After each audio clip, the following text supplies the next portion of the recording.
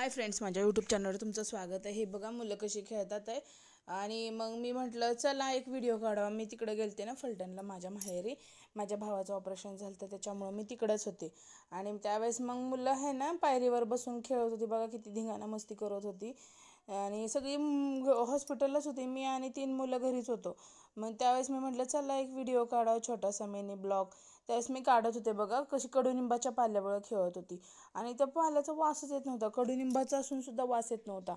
आणि कियांश काय करायचं, ह्या दोघींच्या मध्ये जायचा आणि ती पाला उधळत होता बघा। किती सुंदर सुंदर झाड आहेत आमच्या इथं, मस्त वाटतं, सगळं ग्रीन ग्रीन कोकणात असल्यागत वाटतं बघा। इकडं बुबी आहे, ती पण पाला बघा कसा काढते। आणि ते आम्ही म्हणते त्यांना नका घेऊ नका घेऊ, वास येतोय, तर ती बोलली हां असू द्यात तो। आणि आहे ना एका साईडला बघा पिंपळाचं झाड पण आलेलं आहे इकडच्या साईडला, आणि त्याला तिने फांटी तोडून दिली हो का। पिंपळाचं झाड तुम्हाला दाखवते बघा। आणि पाऊस पडला ना इतकं सुंदर वाटतं ना तिथं, काय बोलूच नका, खूप छान वाटतं, मस्त वाटतं।